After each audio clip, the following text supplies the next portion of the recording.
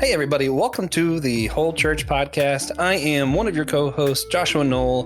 Today, we have a very special guest, author of New York Times bestseller, Jesus and John Wayne, How White Evangelicals Corrupted a Faith and Fractured a Nation.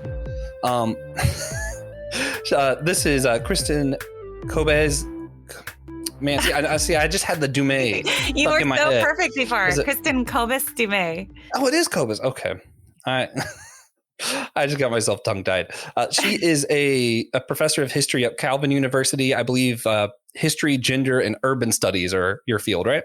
Mm-hmm. Yeah. And yeah, the perfect author for this book. We're really excited to talk about that and how it relates to Christian unity. I know a lot of our audience are white evangelicals, so a title like this can be challenging. Might raise an eyebrow. Why you have her on a unity podcast? And I'll just say up front, I'm inclined to believe that things that challenge your belief and where you come from can help you relate better to Christians that aren't of the same subculture as you. So I think this is a very valuable conversation. Whether you agree or not, it is still valuable as a book and as a conversation. And I just asking you guys to hang in there with us and really kind of consider these topics. That being said, we do like to review some of our audience engagement. Recently, we asked our Friday silly question of if you could train a rhino to do any one task, what would it be? Thomas Stewart said he wants to see a rhino play ladder ball.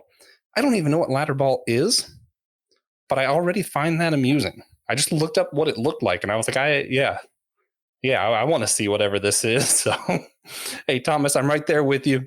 Thank you for your answer. Thank everybody for participating. With that being said, we'll jump into today's silly question because silliness is one of my favorite forms of unity. Because unlike politics, it is just so hard, so hard to be divided when you're being silly. And today's, it's a weirdly worded one. So I'm going to answer first so you kind of get a feel for where we're going with this. What is one thing you would like to be able to break that you can't break right now? So I was thinking like unbreakable objects, that kind of thing. I'm going to say water. I would like to see water break because just as a concept, my brain can't go there. And I like to try and visualize things that I can't visualize. Yeah. So, Kristin, what is one thing you would like to break that you can't break right now? Oh, man. So I actually got a little heads up on this one. I read this question just before we came on, and I quick asked my 3 kids, like, oh no, there's a really hard question here. You have to help. And so my innocent little 8-year-old immediately, COVID, we have to break COVID. She's going to get her vaccine in just a few minutes. And then my middle child, my oldest daughter, said the patriarchy. That's easy. And then my oldest was like, no, time.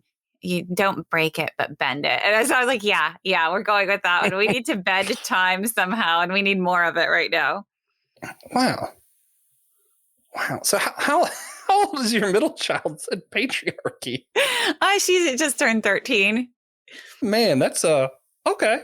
Yeah, she spent the last 18 months sitting outside my office door here and listening to me give interviews. So she's pretty up on the topic. Wow. Yeah, that's a really informed answer to a very uninformed question. So, yeah, great stuff. Well, before we get into anything too much, could you tell our listeners just a little bit more about yourself and your background? Sure. So, yeah, I'm a professor at Calvin University here in West Michigan. I grew up in Northwest Iowa in a small town, Sioux Center. My dad was a theology professor at Dordt University back when it was just Dordt College, and he's an ordained minister in the Christian Reformed Church. So I grew up in that kind of Dutch ethnic Reformed subculture. My mom herself was an immigrant from the Netherlands after the war. And I grew up in that space, very intellectual space, very religious space. My dad wrote his dissertation on Abraham Kuyper. And so I grew up rooted in that tradition. I went to Dordt and I took courses in Calvin's institutes and I loved it. So I'm very much rooted in that Reformed tradition. Then I went on to graduate school at the University of Notre Dame, and I studied American religious history. And it was there that I was also introduced to women's history and the study of gender. And I was immediately fascinated and never really saw, my scholarly work or kind of the trajectory that I've taken as a departure from the faith tradition in which I grew up, although certainly not all have followed that same trajectory. But I was always introduced in the Reformed tradition to a kind of social justice strand of, God's sovereignty and the idea of redeeming, reforming all of life and being agents of renewal. That's the tagline of my current university. And so I really see the work that I do as part of this calling to be critical, to use our intellectual gifts and to work to be agents of renewal in our society and in our churches. Yeah. Now, the Reformed tradition, is that considered part of the evangelical movement, or is that separate? Oh, this is the question I get all the time. In fact, just 5 minutes ago, I was on. I'm sorry. I had to do a quick back and forth with an editor who's working on a piece. It said, "Is Calvin evangelical?" I was like, "Okay, so let's see." The Christian Reformed Church is a member of the National Association of Evangelicals. So there's your short answer. You can get away with saying that it's evangelical, right? The Reformed tradition, more broadly, it can be, it doesn't need to be, right? It's a confessional tradition. In my own denomination, I would say really through up to around the 60s, and then beyond that for some, particularly in this Dutch immigrant culture, most people identified over against American evangelicals, right? We're different from and better than, to be honest, right? Kind of in the mentality. Certainly, I grew up in that. But in the last decades, you can really see this kind of evangelical culture, evangelical teachings, evangelical identity really take hold within many Reformed denominations, including the Christian Reformed Church. So as a religious historian, sorry, you're going to get kind of a complicated answer. But I think many in the Reformed community are de facto evangelicals now, but certainly not all. Yeah. See, I wouldn't ask for anything less than complicated.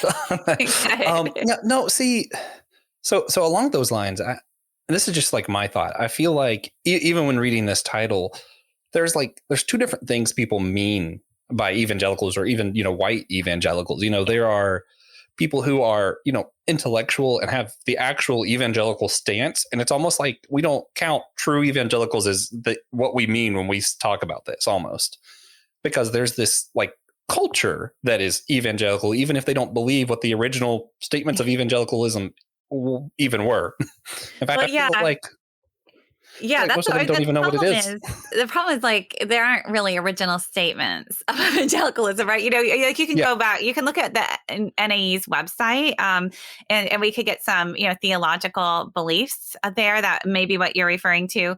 And one of the things that I do in my book is I actually push back against that theological definition of evangelical. I'm not saying you can't use it. You can use it for certain purposes, but I'm a cultural historian. And so to describe the movement that I'm talking about, this post-war religious, cultural, and political movement that identifies as evangelical, what I came to see through my research, I originally intended to use the kind of standard theological definition, which historian nerds refer to as the Bebbington Quadrilateral, because it was coined by British historian David Bebbington. To be an evangelical is to uphold the authority of the scriptures, right? Crucicentrism or centrality of the cross, conversionism, this born again experience, then activism or evangelism, acting out of your faith, right? That's kind of the standard definition of evangelicalism that evangelical leaders promote. What I realized when I was working on this book was that wasn't getting me very far at all. That wasn't really describing what I was seeing. And so there's different responses. Evangelical leaders will say, "Oh, those people aren't real evangelicals," right?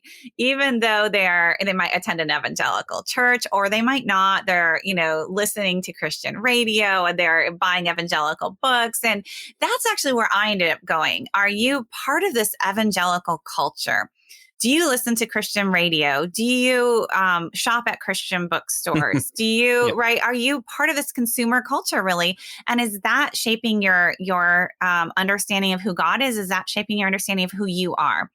And that actually maps up quite closely with self-identification. And so that's the evangelicalism that I'm looking at. It's not disconnected from theology, but it can't be reduced to theology. And I think that's something that this book that does that's different from some older studies of evangelicalism that treat it as a pure theological movement. That's not what I'm doing here.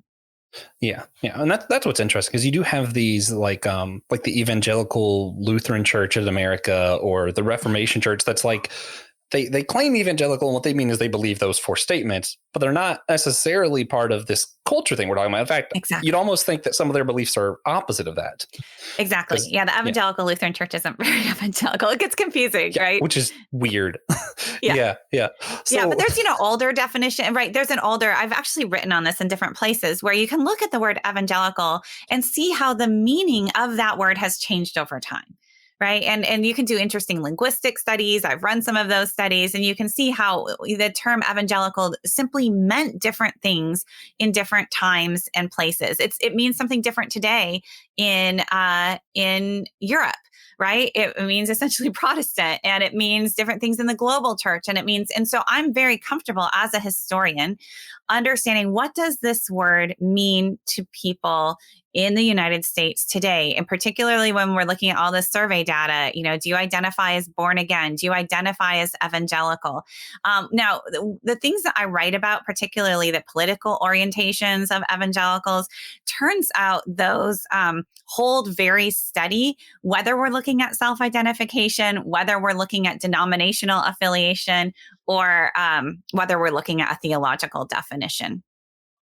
Yeah. And that's one thing I actually really liked about the book too, was a lot of times, and what's funny is I caught myself doing it the first time. I've read your book several times. But the first time I read it through, I've caught myself where like, I'm reading this and I'm like, yeah, okay, but those evangelicals, like if you were to ask them what they believe, they don't believe the same thing as me. And then you're like, oh, well, actually, so we did this study and they all answered this way. And I was like, oh, well, crap, that is this culture that I've been in. Then it's like, you can't deny it once it's like the way you frame it, it makes it hard to escape. Yeah. Which is what I think makes it extra challenging. Yeah. And I was writing this book as a historian, right? So I'm looking at primary sources. I'm looking at things in the past, and then as I was writing it and as I was finishing it, there's a lot of survey data that started coming out, and it was mapping on so precisely to what I was describing kind of qualitatively, historically. I ended up connecting with a number of social scientists, political scientists, right, who were coming up with this data. And it was almost like my book was the narrative that explained their data. And so it does overlap very neatly. Yeah. Which was, like I said, it was challenging. So I do have to ask, because, a lot of people, who read the Christian books, like we were, talking about the Christian shows, all that, are typically the ones who look for books titled Jesus and John Wayne until they see the subtitle, maybe. I've had some requests for the book without the subtitle so that it could get in the hands of a few more people. So who did you have in mind as the target audience is really what I'm getting at. I love that question. So not too long ago, I went back to the proposal for this book. You have to send to potential publishers, and then they decide if they want to work with you or not. And I was looking at it, and I was very clear that there were two audiences. One is just the general public, and that's the audience I've put right up front, because I think this is a story that matters to America, and that matters to the world, actually. Yeah. And I write with that broad audience in mind. I'm an academic, and my first book is with a university press, and that's just, I'm writing to other interested people, not just to a Christian audience. For this one, I also said there's a strong secondary audience here, and that's evangelicals themselves. And I was kind of surprised to see that I put that there so boldly, because I think that my publisher that I actually went with, I don't think they actually believe that. Like, they're completely outside of the evangelical world. And I think they thought evangelicals would pretty much hate this book. And so their audience is essentially anybody who reads the New York Times. And so that's what they were working with. I still, my heart audience, honestly, was still evangelicals, but I was not crafting this book for evangelicals. Always that broader audience was primary. And my editor was really helpful. He comes from completely outside this world. So he would frequently flag things as, I don't know what you're talking about here, or too many names here, thin it out too much. My evangelical readers are like, give us more, right? We know all the people in the room here, like, tell us more. And for somebody on the outside, like, oh, this is too much. So the audience was the combination. And that's actually what the subtitle gets at, right? Because, okay, first I will confess, the subtitle, I'm not trying to woo the evangelical reader here, right? It took us months actually to come up with that subtitle. In part, I've always seen this as my book on evangelical masculinity and militarism. And then the sales team, this is a trade press, so a lot of people weigh in. They came back with one of our selected subtitle and broke the news to me and my editor that we were not allowed to use the word masculinity or militarism in the subtitle because they were too long. So we were just like, oh, okay, what do we do here? We have to really get at, what is this book really about and who is it for? And that's when we came up with eventually this combo. And I was given the choice of, in the end, how white evangelicals transformed a faith or corrupted a faith and fractured a nation. I as the author, I made the choice to go with corrupted. Because transformed can be a good thing. And I just wanted to be super clear. Yeah, with a title like Jesus and John Wayne, I wanted to be clear up front what's in store for the reader. I didn't want any bait and switch. And that was my moment to speak to evangelicals directly, because I want to be super clear. That's not a historical claim. There is no such thing as corrupting the faith historically. Yeah. That was me stepping in and talking to my secondary audience, my heart audience, to Bible-believing Christians, right? And to say, something has gone really wrong here. And we need to take a fresh look at the scripture. So that's me talking to them. And then the fractured a nation is really to talk to the broader audience. Yeah.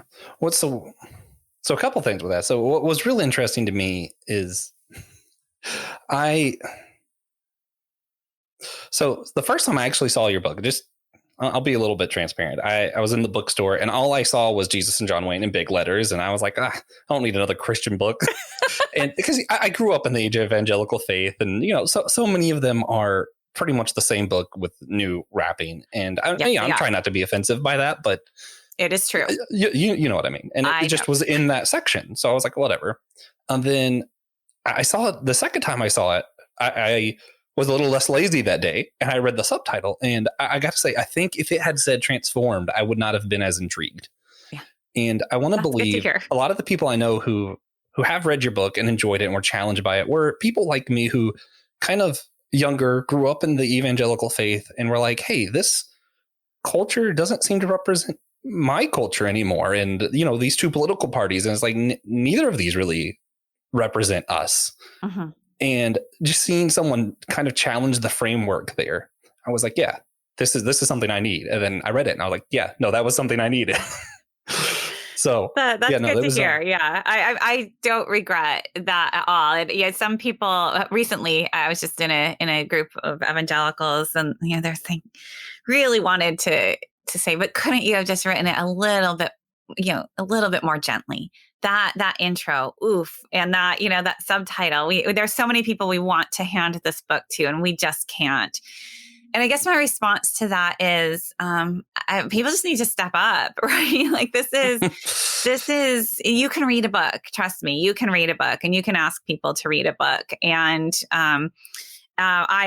what I realized is that so much of the history of evangelicalism has been presented by evangelicals themselves who are acutely aware of this need to not offend evangelicals, to build them up, to inspire them, to write these inspirational histories, best face forward. And I think that has actually done a lot of harm to evangelicals and beyond evangelical spaces. So I wanted to be really clear. I'm just not participating in that culture of deference here. Yeah, like it's when people keep telling you you're doing a great job, you can do a little bit better over here. All you really hear is you're doing a great job. Which, as a historian, you could probably point them to, like, I don't know, Martin Luther.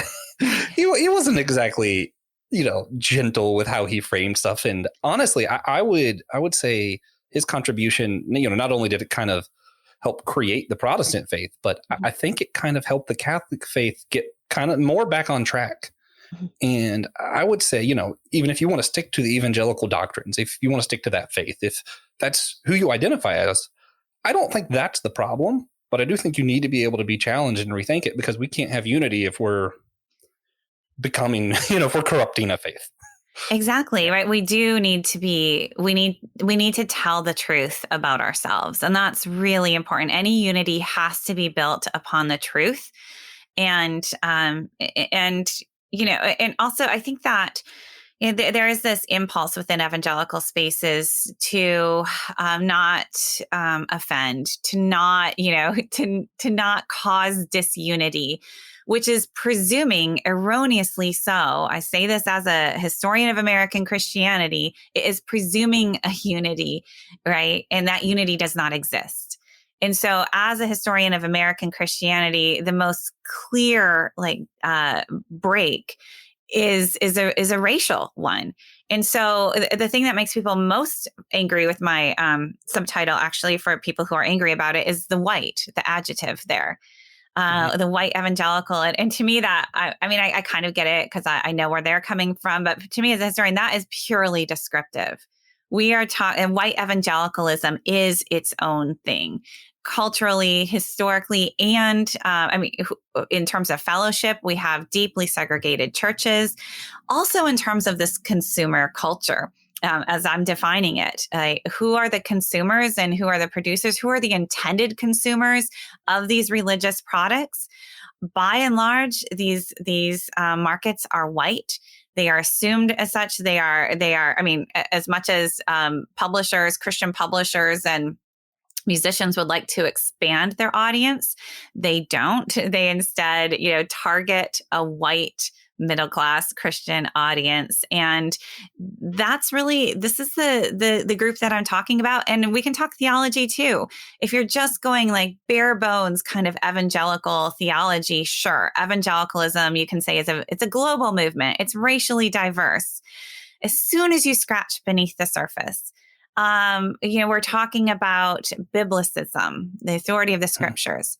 Which Bible passages are white evangelicals holding up as authoritative versus in the Black church tradition?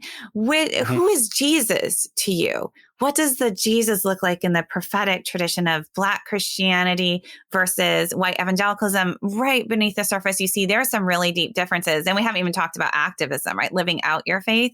And that's why it's very clear for Black Protestants in this country, the vast majority of them could check those theological boxes that would count them as evangelical, but the vast majority do not identify as evangelical because they know there is so much more to evangelicalism than just checking theological boxes. So we already have disunity, and if we don't name it and if we don't interrogate it, then there is no path to actual unity.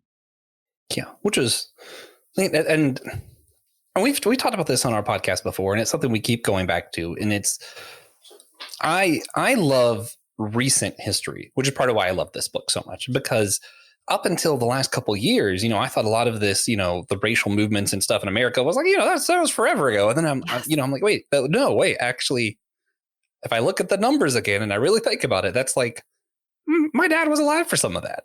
Yes, like that's exactly like one generation removed. That's it. Yeah, I just taught in my history class this afternoon on the civil rights movement, and I made that very point. And, one of the things that I'm going to have my students do in the next class is we're going to make a timeline of, civil rights movement and the specific book we're reading, different events there. And then one of the things I like to have them do is put their own families' dates on that timeline. When were their parents born, right? When were their grandparents born? Right? And just map their own lives and their families' lives onto that timeline. And it's really jarring. This is recent history. This is current memory.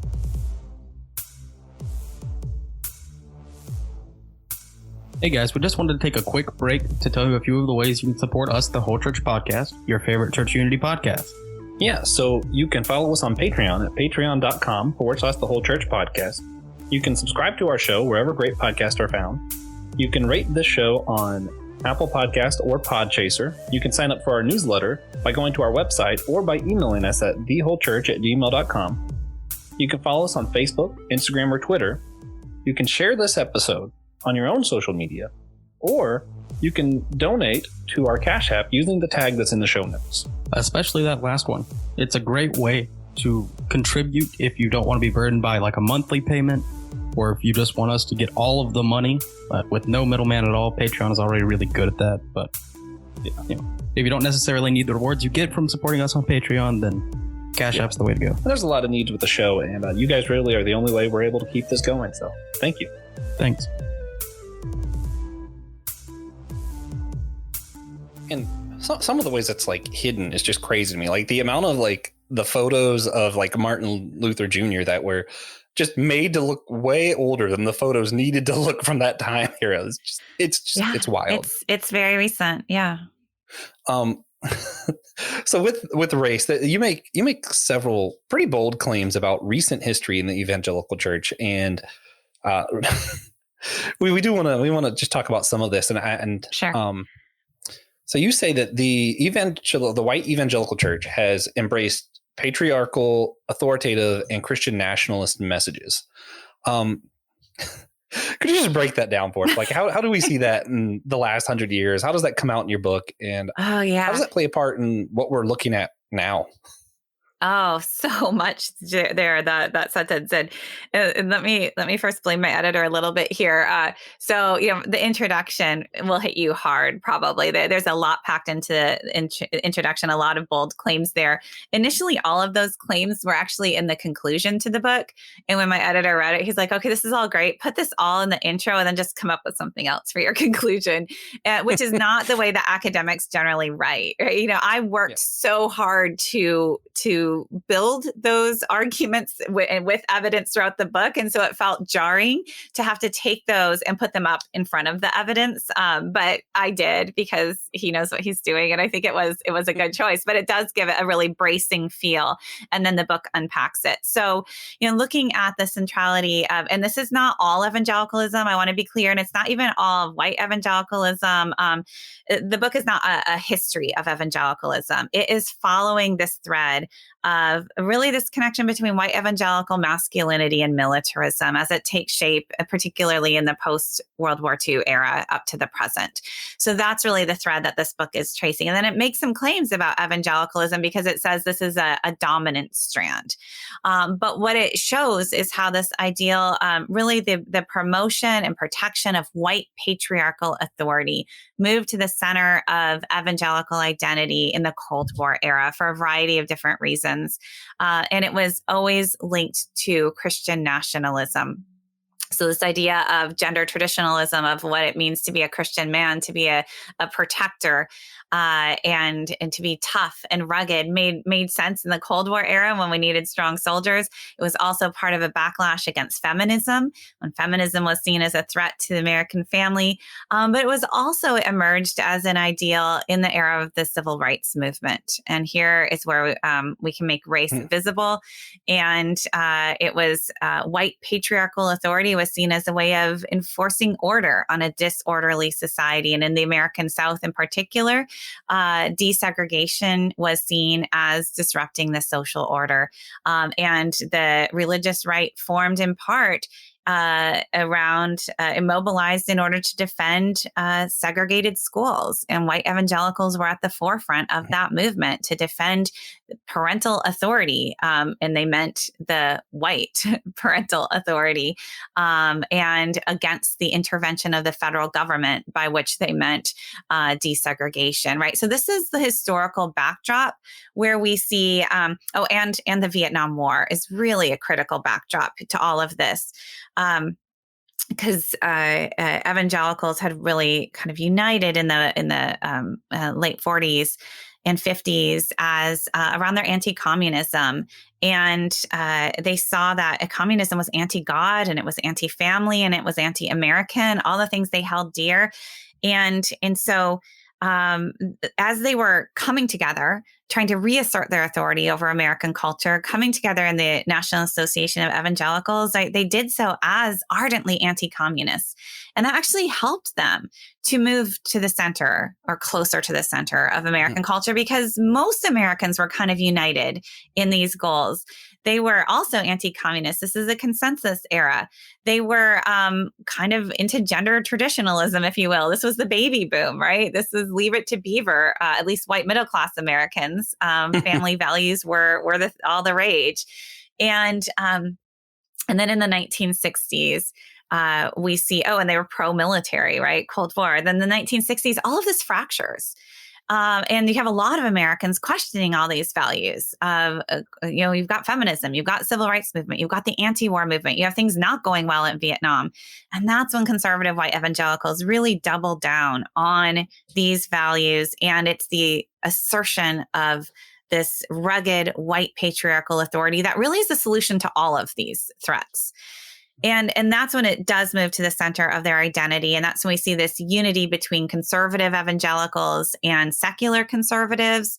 And this is where the John Wayne storyline comes in, right? John Wayne, not an evangelical, not known for his family values, but he comes to symbolize this quote unquote traditional masculinity, this reversion to the way things, once were in the mythical, Wild West or Sands of Iwo Jima or Green Berets, the way things ought to be. And evangelicals embrace that identity. In doing so, they end up, one of the arguments that I make is, changing the nature of Christianity itself, changing who the Jesus of the Gospels is to them, changing what it means to follow Christ, because they end up remaking Christ in the image of this kind of ruthless warrior. Yeah. Which, quick shout out. We had another friend of the podcast, Pastor C.T. Kirk, wrote a book that was How the West Was Whitewashed. Yes. That was, it's great stuff. If you haven't read it, listeners, check that out. But so there's so much there in what you just said, but a lot of that, the common enemy, that's something that stands out to me. As a unity podcast, we think, it really looks like the church keeps trying to do that, right? 9/11 happens, and now that's our common enemy. The Muslims are now our common enemy. Yeah. And now all liberals are Marxists. So we're getting back to the communist thing. Yes. And I don't know. To me, we've interviewed lots of people, and no one's willing to say, that's how we have unity. We pick the common enemy. Right? Like everybody wants to say it's Christ, but it's not making it into our practice, it seems. No, when I started writing this book, I was kind of working on the assumption that a lot of pundits were talking about in 2016 to explain evangelical support for Trump was that evangelicals were so afraid. And what choice did they have but to run into the arms of the strong man, right? Because there's demographic decline, there's the Barack Obama presidency, the sea change in LGBTQ, religious freedom, all these reasons to be really afraid. And so they needed a strong protector, in their own words, ultimate fighting champion. And then when I look back to evangelical history, what I saw is time and again, this rhetoric of fear was actually manufactured by evangelical leaders, men like Jerry Falwell Sr., men like Mark Driscoll, right? That they were manufacturing this sense of a threat, like completely making it up in order, I saw, to consolidate their own power, right? It worked fabulously well. You create an enemy, And you do create this internal unity, but you need the us versus them. And you don't just have this sense of unity on the inside, but you can also demand loyalty and sacrifice. Right? This was Mark Driscoll's playbook, because if we are at war, and there was always a war to fight against the liberals and the feminists and even the church down the street that you just couldn't trust. If you're at war, and this military rhetoric just infused his church, and he'd have bodyguards flanking him. Again, fabricating the sense that there is a real physical threat here, and we are under attack, or might be any moment. Then he could demand this absolute loyalty, and anybody who questioned anything was essentially a traitor. And they were cast out because this is war and the stakes are just so high. And when I saw those dynamics, I ended up kind of seeing them across conservative evangelicalism. When you can say that you're at war and the stakes are always eternally high, you can not just create unity, but you can also, it's really great for fundraising. It's really great. Yeah. You can just see these evangelical organizations and political organizations thrive, usually when a Democrat is in office, is in the White House. And then they kind of fall apart when a Republican is in the White House, because you just can't, it's harder to have that sense of urgency and fear. And so it actually works in their favor whenever you can have this real or often perceived fabricated threat. And it can be external with Islamic terrorism. It can be internal with Democrats or secular humanists or liberals or feminists, you name it. There's always a threat, and that enhances the power of leaders inside this militant framework. Yeah. And it's fascinating how so many don't see it, even though, I was part of that. I didn't see it. Like, I'm not saying, oh, you're dumb if you don't see this, but like, you have Barack Obama, who is arguably the most church going president we've had in my lifetime and my parents' lifetime, et cetera. Yeah. Joe Biden, one of the most devout presidents we've had in a very long time. And yet, when they're in office, they're going to come and take it where you can't say these things in church and you can't preach this. And I'm like, man, even if it were a Muslim, I feel like you would be more inclined to think they're pro-religious freedom. But instead, the one who's pro is the guy who's clearly the least religious of all the presidents we've had in a long time. And I'm like, I don't. Your book helped make a lot of sense of that. And I don't want to spend a ton of time on that, but could you just touch on how did the church, the white evangelical church, tie itself so closely to politics? Yeah. Oh, yeah. Yeah, it really, you have to go back in history over time. And you can look at somebody like Billy Graham, who I didn't realize that, I've read a lot of histories of Billy Graham, and I didn't think I was saying anything too terribly new. I'd kind of forgotten that evangelicals like to tell their own stories about Billy Graham and write their own histories. Yeah. And so, originally some people were like, wow, you just really, that's not the Billy Graham I ever knew. And I realized, oh yeah, this is just the Billy Graham and that historians know. And, he was extremely politically ambitious. And to understand evangelicals' goals in the 1940s and 1950s, and ever since really, was this feeling of being marginalized coming out of the 1920s, feeling that they were not able to maintain control of major denominations. They were kind of the laughingstock after the Scopes trial. They didn't disappear. They didn't really retreat, but they were just digging in. They were forming their own institutions. Then in 1942, they came together and said, we need to band together. We can, they understood themselves as the faithful remnant of American Christianity.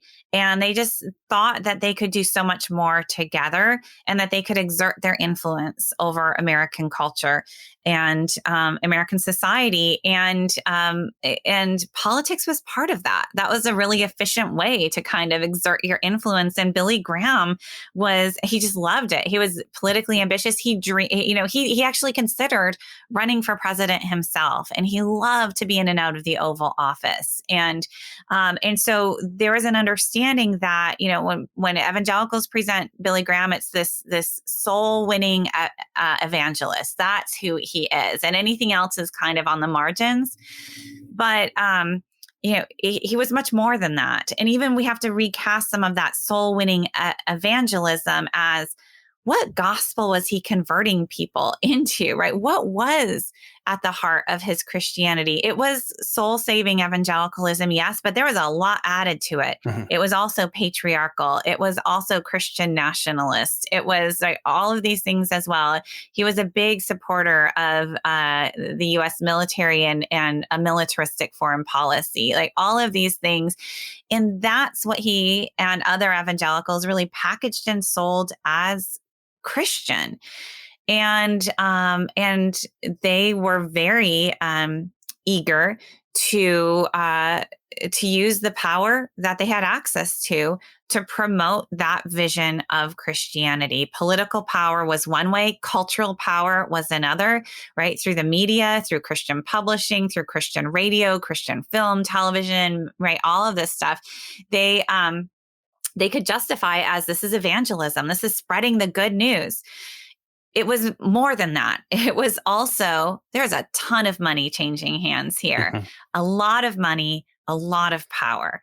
And we just have to make that visible. That's the way the world works. It doesn't mean that they're evil. It doesn't mean, but we have to we have to be realists here.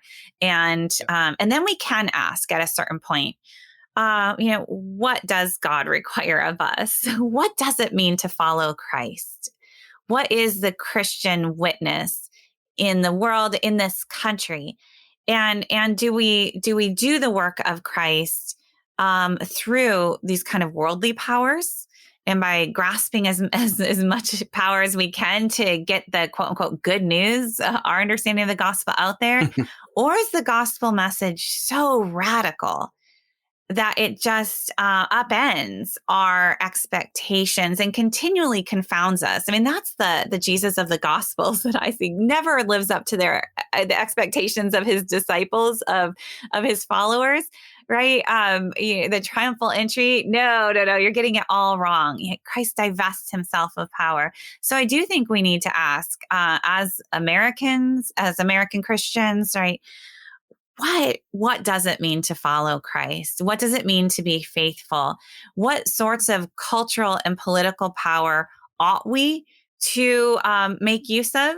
Now, I'm a Reformed Christian, so I'm okay with politics, right? We're supposed to be Christian in all aspects of our lives. But we need to be very careful, I think, that we aren't transformed by that, and that our faith isn't, corrupted, essentially, because it is so easy for us to justify what we're doing and to say it's in God's name, and to very easily convince ourselves that it is, when maybe what we're doing is actually more for us, and it may actually be going against God's word and God's call on our lives. Yeah, what I got from this, and what I've thought for a long time, is a lot of evangelicalism has fallen prey to pragmatism. Yeah. And see, that's the thing, is God your God, and that informing your politics, or is one party your God? And I would want to believe you would agree with me on this, but I'm not 100% sure. But yeah, I personally don't care if you're Republican or Democrat. Yeah. I care where your priorities are, because when you let either side dominate what you're doing, that will corrupt the religion. Maybe not the faith, but the religion. Absolutely. Yeah. And I think it's perfectly appropriate for Christians to be involved in politics, in partisan politics.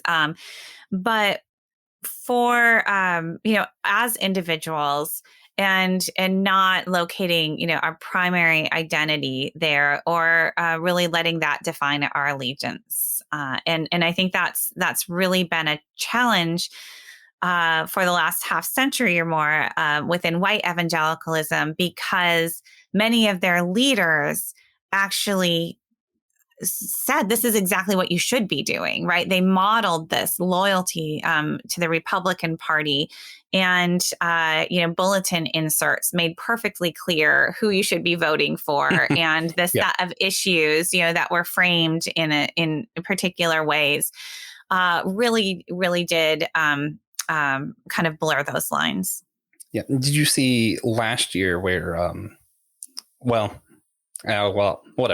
Al Mohler, he had said, and I'm not sure if he misspoke or not. So I don't want to speak of his character, but what he said was essentially that if you're Christian, you have to vote Republican. And I understand that the black church is going to vote Democrats, but and I'm like, the way you worded that is just again, like either really telling or just the worst misspeaking anyone's ever done.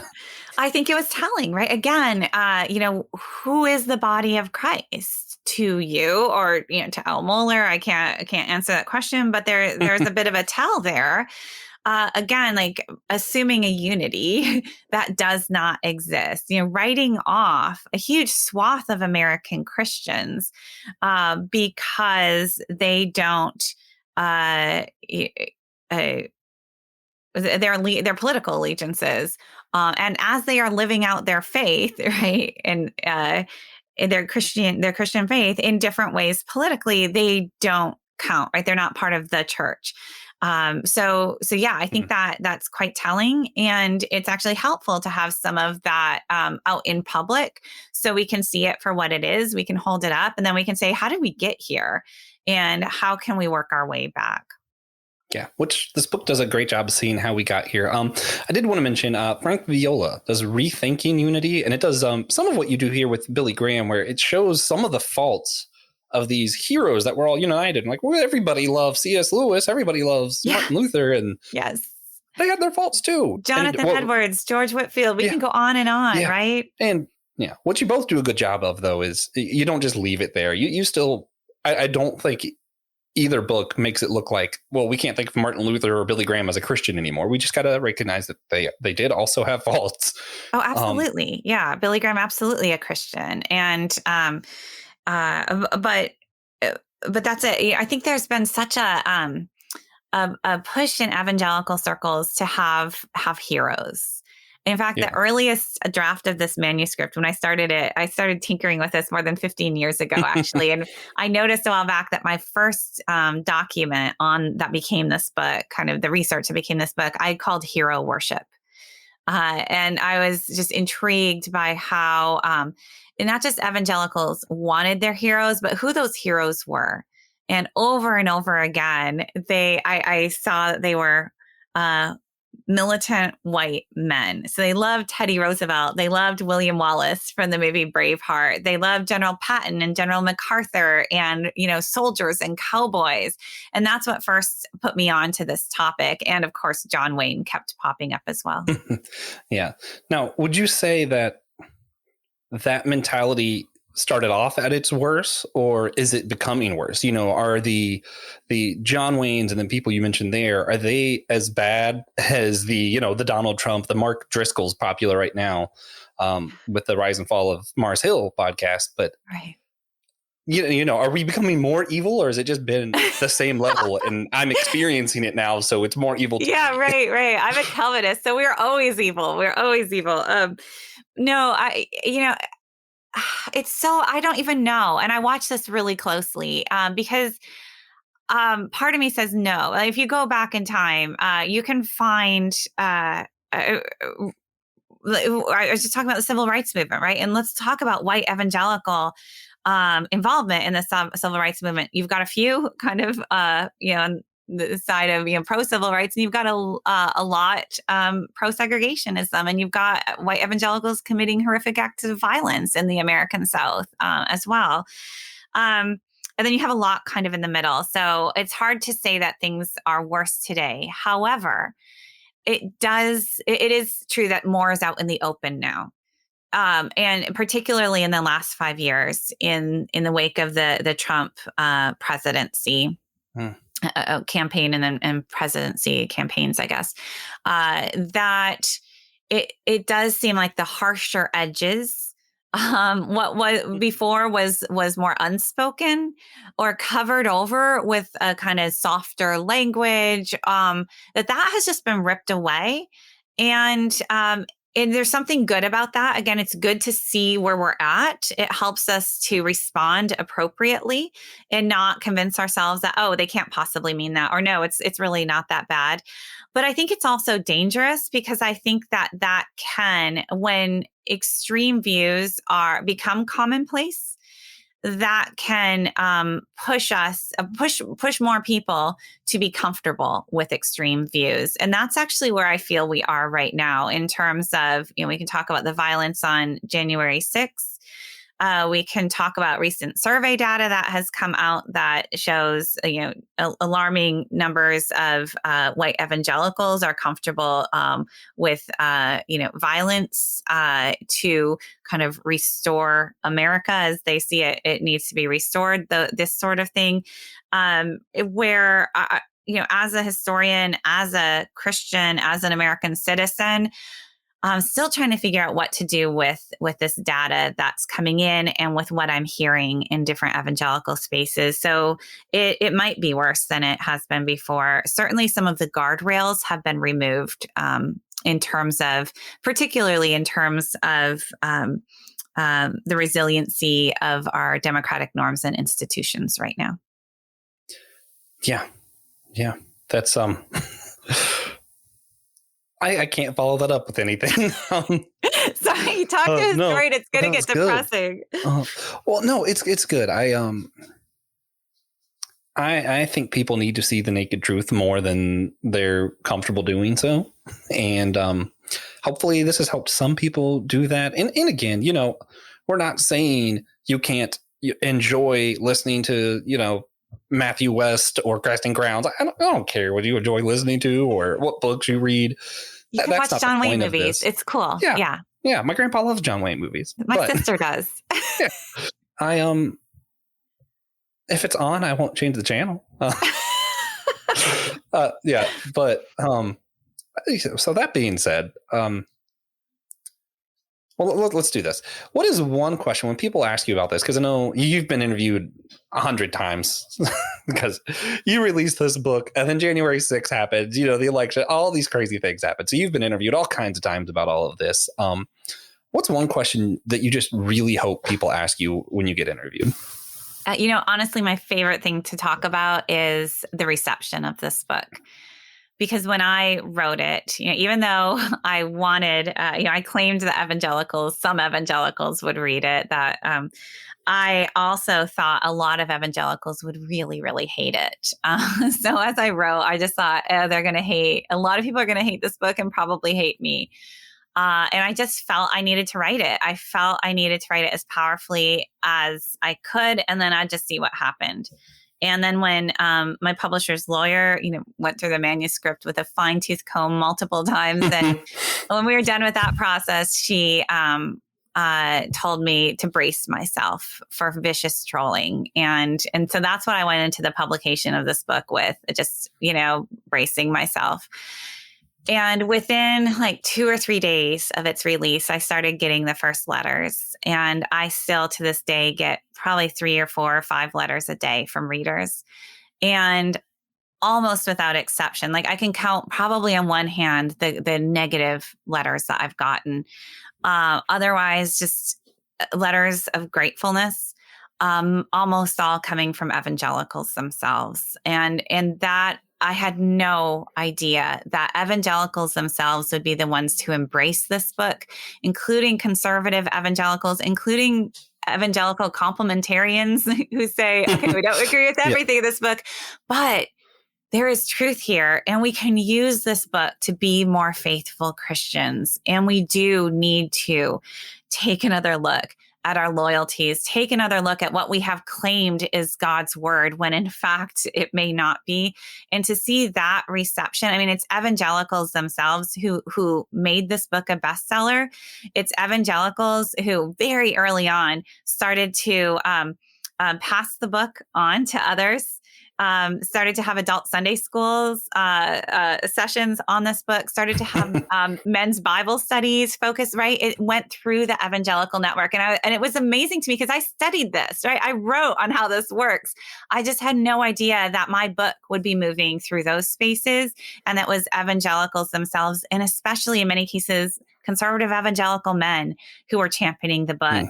Often at some cost to themselves, and evangelical women too, particularly those who are attentive to abuse and working on behalf of survivors. And so honestly, the reception of this book has been far beyond what I ever imagined. And when people ask for hope, right, I kind of ended on a depressing note before. I am concerned when it comes to the whole fracture the nation part, when it comes to the rise of authoritarianism, potential for violence. All of those things do cause me concern, and that's not just here but globally as well. But what gives me hope is what I've seen within evangelical spaces. I've seen so much humility. I've seen in receiving this book, in examining their own complicity. I've seen so much courage. Like, Russell Moore and Beth Moore get a lot of attention, get some public abuse, and they leave, and those are the public stories. I have heard so many stories similar that don't get the media attention, don't get the fanfare. And often the people end up not landing on their feet, right? They lose their jobs. Pastors are kicked out of their churches. They're fired. And still the courage, the resiliency, and the faith that so many people are working in very quiet ways. So that's my hope. And that's really a source of incredible encouragement to me.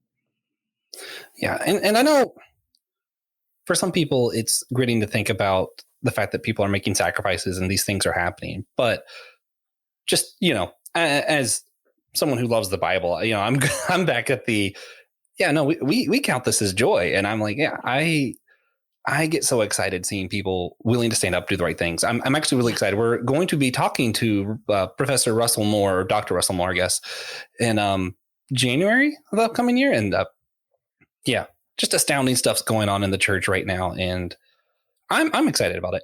And just as a testimonial about this book, it was funny, you're talking about Billy Graham. I read it, and I grew up with all of the hero stories, and it was funny because I'm texting my best friend's an agnostic and grew up without religion, really. I was like, did you know Billy Graham? He's like, yeah. Yeah. And it's like, he's like, yeah. And then, when we talked, he's like telling me all these things. Like, oh, he also did this. And it was like, he never heard the good stuff, and I never heard the bad stuff. And it's crazy. And it makes so much sense that you say that the intro was originally at the end. Yeah. Because, even I'm thinking about it because, like, I just re-listened to it like last week. I have it on Audible. So, and I was like, man, that first intro is like very poignant. It has a lot of, your own commentary on it. But a lot of the book, it's just kind of straightforward. These are the facts of what happened. And I was like, this is a weird, for me, it was like, yeah, this really, like, I'm bracing myself. And then it's like, here's what happened. Yeah. And a lot of people who are fans of the book will say, it's just objective facts, and they'll defend the book in that way. And as a historian, I'm actually one who has to come in and say, so not right. There is no such thing. As historians, we're very aware of our own subjectivity, and there is no such thing as just objective facts. There is a lot of evidence that I marshal here, but then I give it a narrative arc, right? And so I want to own that. And so you can reject my interpretation. You can say there need to be other pieces here, but the evidence that I bring does have to be grappled with, right? It still is real. And even if you don't like this ending or this interpretation, our understanding of American evangelicalism does have to account for this storyline as well. And how we do that, I mean, it's an ongoing project. And I think that's what we need to be. Historians are busy with that, but I think evangelicals themselves, right, this reckoning is something that we need to actively be participating in. Well, yeah. And I firmly believe that the Christian historians of the future will be including how this book impacted our culture in their books. So maybe we'll be alive to see that. That would be great. That'd be awesome. But yeah, right. So one thing we always like to ask our guests, just as we're wrapping up, is just if you had to give a single, just a tangible action that people could go do to help maintain the unity of the church, just something practical, what one action would you tell people to do?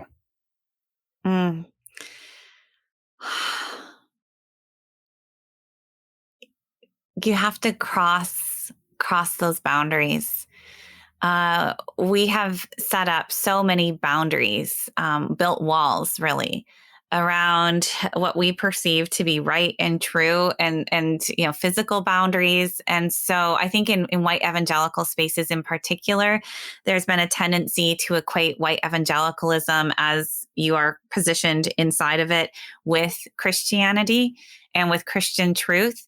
And one of the best ways to kind of bring a little bit more humility to that positioning is to connect yourself to Christians who are different from you, to Christians who don't look like you, to Christians from various traditions. Some, might be your next door neighbor. You might have to go to a different, part of town, maybe.